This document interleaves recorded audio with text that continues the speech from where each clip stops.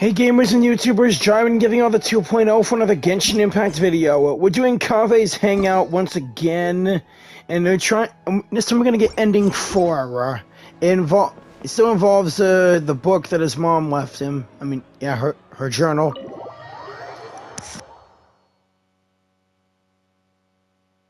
Alhaitham isn't in, so feel free to sit wherever. I'll bring out the box.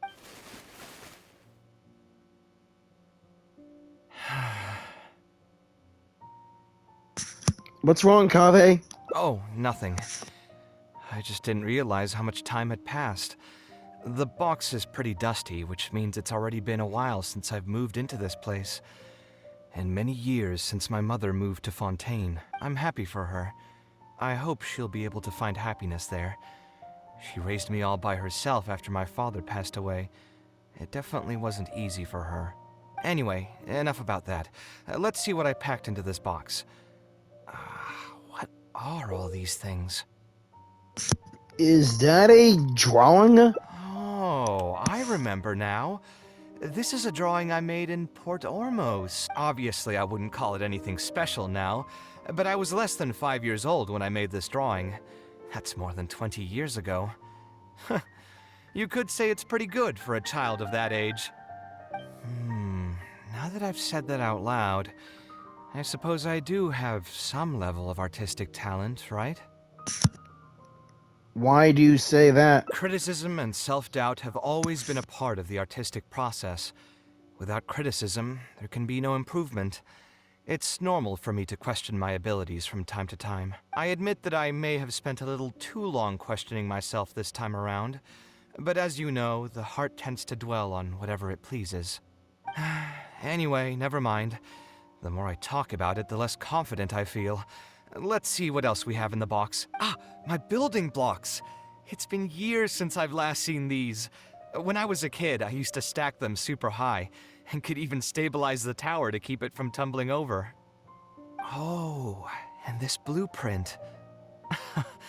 I made it by copying my mother's sketch, and the aspect ratio was horrendous. It's still technically the first blueprint I made myself, though. I was super proud of myself when I finished it, and put it in the same pile as my mother's sketches, hoping she'd notice and compliment me for my good work. Unfortunately, my mother didn't realize that I had put it there. When she had a meeting with a client the next day, she handed my blueprint to him by mistake. The client was completely confused by this new blueprint, but apparently he felt too tongue-tied to question such a famous architect. It was only a few days later that he finally gathered up the courage to pay my mother a visit. He asked, "The door in this blueprint is even taller than the roof. Is this supposed to be part of the design?" And what happened after that? My mother took me with her to personally apologize to the client several times. She didn't scold me about it in private, though. Instead, she went over all the steps required to draw a good blueprint, and was very patient throughout the whole process. I still remember it like it was yesterday. Let's see, is there anything else left in this box? What was this again? A notebook with a lock? This is my mother's notebook. She used to write and sketch in it all the time. When I was a child, I used to be super fascinated by this notebook, and always pestered my mother to let me read it. After asking her a few times, she told me that I could read it as long as I could guess the password. Wonder why she didn't take this notebook with her. Did she leave it to me on purpose? You could open it and take a look. If only I could. I never managed to guess the password. Even after all those years? Hey, it's not a matter of time, it's a matter of inspiration. That's what we need to guess the password. Who knows? Maybe this time something will click in my head, and the answer will just present itself.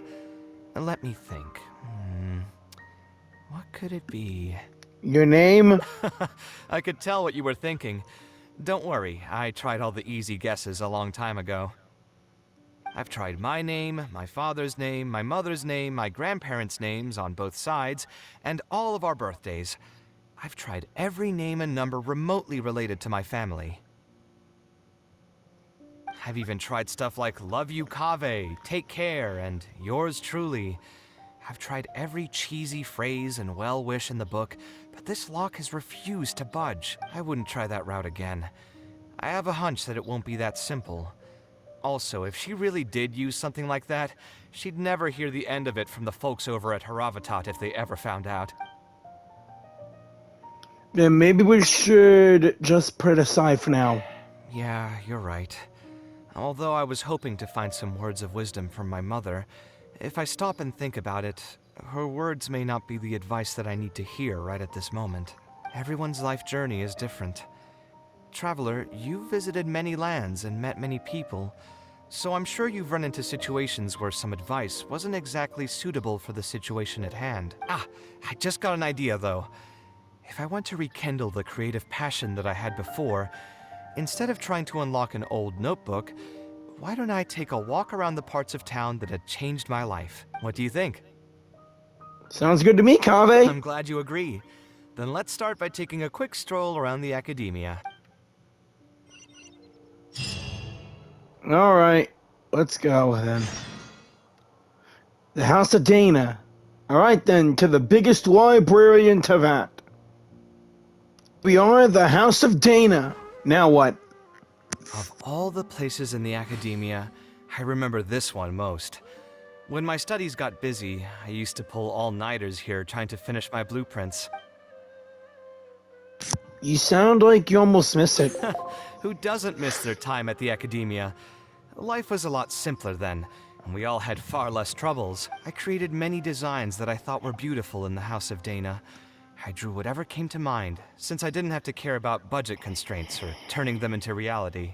Why did you like to draw in the House of Dana? If I had to give a reason, it'd probably be because I like the ambiance here. The Akademiya also had a rule that allowed scholars to annotate any physical books they came across. As a result, the books here are chock full of scholars' wisdom across many generations. Right.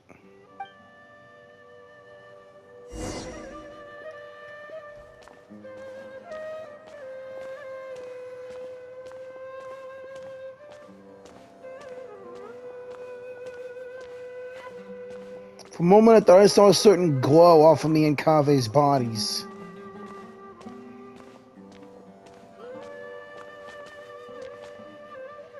Oh, here, this is a great example. This book, History of Ancient Sumeru Architecture, contains some analysis that I did many years ago. Huh? Why is Alhaitham's handwriting also in here? When did he ever read this book? I guess it's probably from when we worked on that research project together. Anyway, he probably never cared to tell you this, but the House of Dana is where Alhaitham and I first met. I came here to do my homework, and saw him sitting by himself next to that row of bookshelves. A group of Haravatat scholars were chatting near him, but he looked as if he was too lazy to join them. There was a pretty stark difference between him and all the rest of them. Right. It was my fault for feeling bad for him. I thought he must have gotten into some kind of trouble and went over to ask if he needed anything, not realizing that... Not realizing that you were in fact the one in a whole heap of trouble? Alhaitham! Alhaitham? Why are you here? The House of Dana is a public space. Anyone can come here, no? Yeah, he's right about that. But shouldn't you be at the records room at this hour? You're not here to watch me make a fool of myself, are you? You think I would derive amusement from watching you fall into depression over your life's various troubles? If that's the case, then I suppose I must have been entertaining myself for years. I came here to pick up a few files. If your voice hadn't managed to get through my soundproof earpieces, I probably wouldn't have noticed you. All right. I admit I was probably overreacting just now. Well, you want to continue the story? Probably not when he's right here with us. As his senior, I shouldn't try to tarnish his reputation. Ha! There was nothing embarrassing or shameful about it. Really? When I was still a student at the Akademiya, I once collaborated with Kaveh on a research project. A collaboration is usually beneficial for all parties, but due to issues with our personalities, we ended up going our separate ways before completing the project. You don't say. We had a number of differences, and they remain unresolved even today. But there's no point going into that right now. Why not? The more important question is, why are you at the House of Dana? Kave's feeling a little... As a senior scholar, isn't it my responsibility to offer my friend a quick tour and explanation of the Akademiya's architecture? I see. Then let me guess. Your next stop will be the pavilions around Razan Garden? Our famed architect sure loves showing off that corner to all his friends. Oh, and Kaveh, a lot of the books you annotated have been moved to the innermost section of that bookshelf over there. You'll have to dig them out yourself if you need to find them. Huh? But why would you know that? Don't tell me you finally had an epiphany and realized that there's great virtue in respecting your elder's work. Sure, if that will give you some self-confidence. Leave any words of thanks you may have to the ex-Grand Conservator. The last time he was here, he was complaining that he had received reports from current students. The main grievance being that the annotations are too long and difficult to read. As a result, the books you annotated have been moved to the back shelves. What? But all of my annotations were extremely important. Instead of reporting me, they should have been thanking me for my service. The notes that I took, they couldn't have asked for a better analysis of those books. Okay, just you wait. I'm going to fix this right now. I'll dig all the books out and return them to the proper shelves. Kaveh? Oh, we'll wait. Waiting is about all we can do, right? Anyway, you were about to say he's feeling a bit down?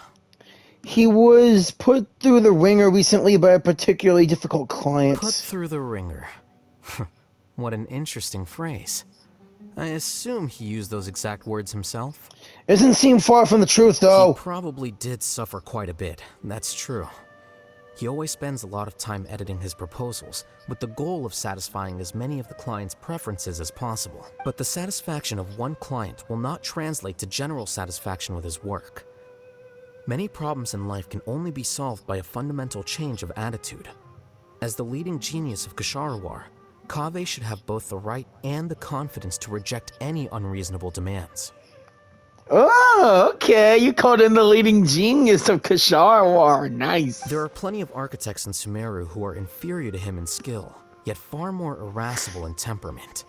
What's more, there are plenty of people who look up to such individuals as paragons of staying true to one's principles. So, the problem is with Kaveh? Clearly, his predicament is inevitable, since he holds other people's feelings as more important than his own. Of course, each person is different, and we should respect the paths that they have chosen for themselves. Admonitions will serve no purpose. People tend to succumb to familiar pitfalls, and this is especially true for those who believe it's their duty to carry more burdens on their shoulders. Admonitions. That's a talent book.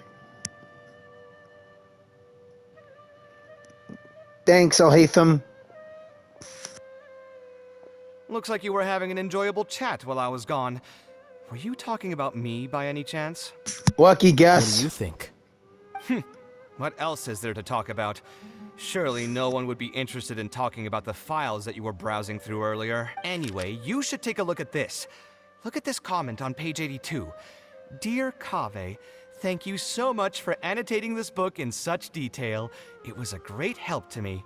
See that? Now that's how a student should treat their seniors. And it looks like you're already in a much better mood now. It really doesn't take much to make you happy, huh? Me happy? I'm mocking that retired blockhead for being so full of himself. He understands nothing about the true beauty of architecture. When I can find some time, I'll have a serious talk with him about making sure these books are put where they belong. Why don't you just move all the books yourself? It's not like he hasn't cursed you out before. What was that nickname he gave you while you were in the Akademiya? The Urchin of Kshahrewar? Wait, what now? Kaveh had a habit of scribbling and writing in all kinds of books. Hey! You didn't need to bring that up. At least not when I'm still standing here. Oh, actually, I also found a really old sketch in one of the books over there. See? Doesn't it remind you of something? An arc bridge? Huh? Don't tell me even you don't get it. Huh? Don't ask me. This is the time you specifically put aside to brag about yourself. Feel free to hoard all the spotlight you want. You... In that case, allow me to explain. Although this sketch is a little abstract, You can plainly see from the road plans that this was an original concept for the expansion of Port Ormos. We can also plainly see that the designer was a huge fan of this project. It's the project he loves to talk about the most, second to the Palace of Alcazarzaray. Which he is also still in debt to because of... If I don't keep bringing up the neat projects that I've done, how would anyone know that I was the one who did them in the first place? There shouldn't be any complaints about Port Ormos. If I remember correctly, the construction process was very smooth, everything was made ready ahead of time, and there were very few safety concerns. There are indeed no records of any complaints about this project. A most impressive achievement. That, when you said impressive, that sounded a bit like sarcasm, Al-Haytham. See? What did I tell you? Kaveh, I think he's being sarcastic or something. Come on, let's take a stroll through Port Ormos next. I'll tell you all about the designs I made for the place. Okay, Al-Haytham, are you going to come with us? No need. It's almost time to clock out for the day, and I don't intend on bringing any unfinished work home. Suit yourself. It's not like you know how to appreciate artistry anyway. Let's go, traveler. I'll take you to Port Ormos. All right.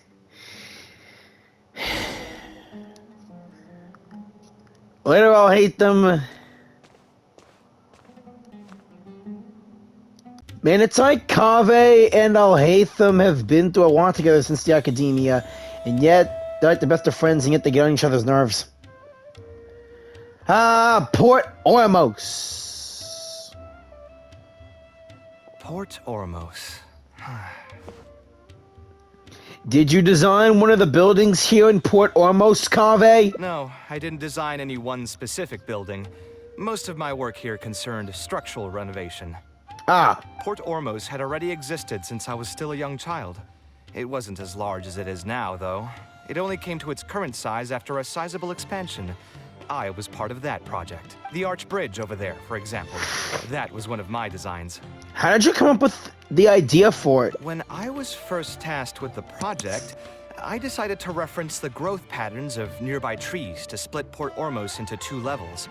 My goal was to improve the overall utilization of space. We ran into a lot of issues during construction, but thankfully, we were still able to achieve the original vision. Residents can now behold all the ships entering and leaving the harbor from the vantage point of the bridge, while visitors can recognize the site of Port Ormos from a long ways away. I was still young and new to the trade back then. I could hardly believe that an idea in my head could become reality, the true cornerstone of the creative process.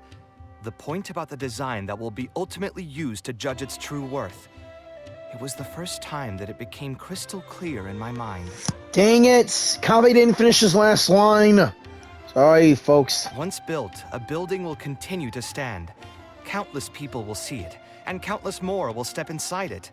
Its final worth, whether it's good or bad, will be assessed by the countless generations of people that interact with the building during their lives. I'm sure the residents of Port Ormos really enjoy You it. think so? I'm glad to hear that. But even with this project, I still had one small regret. What? My budget was tight, and I was unable to use the higher quality timber I had originally intended for the design. I knew that some concessions on aesthetics would be needed as soon as I agreed to a proposal that prioritized the practical functions of the project. Us creative types know better than anyone that most projects cannot be completed without a few regrets. Even the Palace of Alcazarzaray was not perfect. But having no regrets would also mean you had no higher hopes for the future, right? Yeah, you're right. I should learn to look toward future opportunities, and believe that any regrets I have can be overcome in time. We've spent long enough here. There's still one last place I want to go, but it's a little far. Would you be interested in a quick trip to the desert? Sure. Great. Most of my projects over the last few years have had something to do with the desert, partially because there's a special place there that I often visit. This is a rare opportunity, so why don't you come along and see it for yourself? Deal. If you ever feel down, maybe you'll be able to go there and feel better too. Okay. There are some parts of the desert in Sumeru that do get my spirits up. Hope Kaveh notices that big watery mushroom, because that's all me. Any primal constructs could have congregated here while I was gone. We won't be able to sit and talk peacefully with these guys around. Let's clear the area. All right.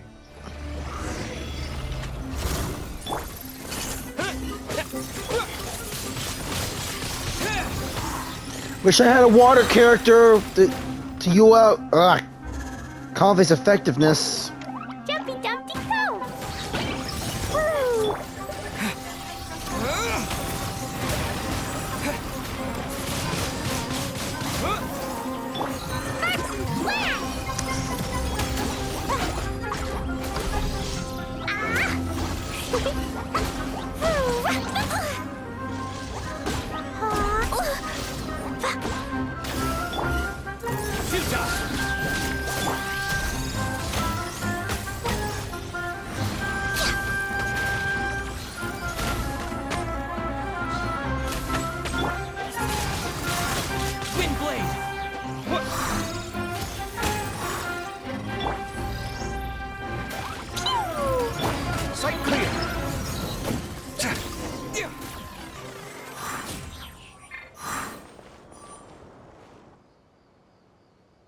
Okay, that takes care of This this. place great.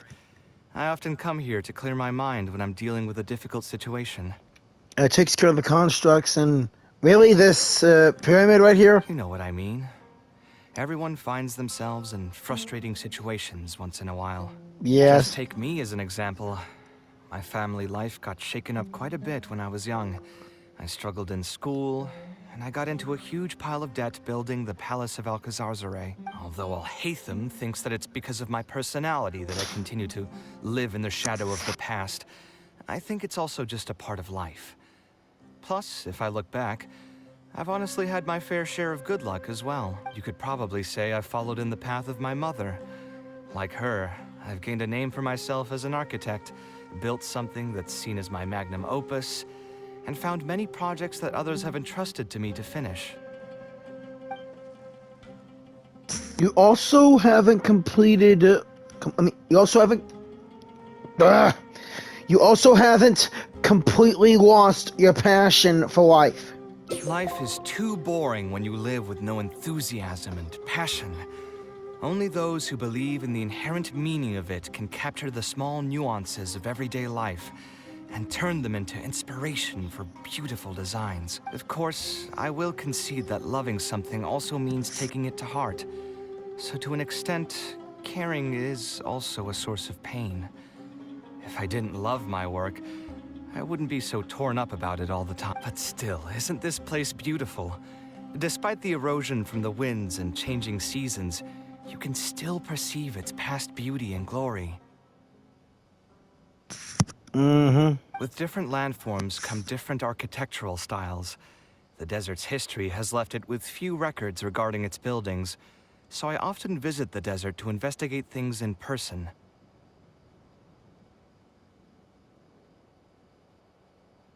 The site here has moved me ever since the first time I laid my eyes on it. I told myself that one day, I would also be able to create buildings that move others. My pain will one day fade into nothing, just as I reach the end of my life. But buildings are different. They are far more valuable than most materialistic things, and far more durable than human flesh.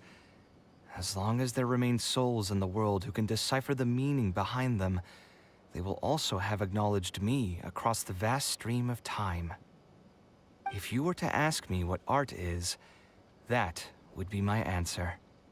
Now that's more like the Kaveh I know! You think so?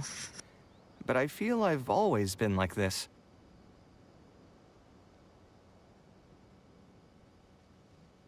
Remember that question I brought up before? The one about whether I should see art as a divine gift of inspiration from the gods, or as a product of my own existential struggle.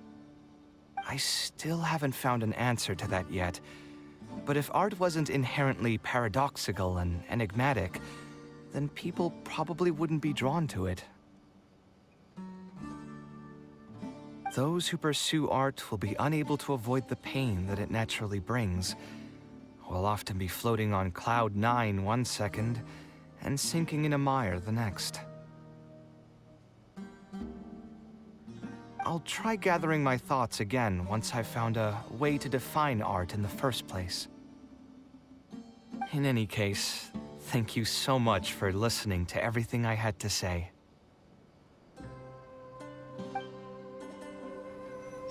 You're welcome, Kaveh.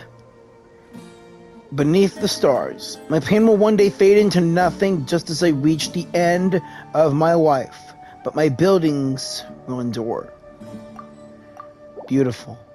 Just beautiful, Kaveh. Well, that's the end of ending 4 for Kaveh's Hangout. Like, comment, share, and subscribe, and I'll see you on the next one. Have a righteous day or night. Peace out.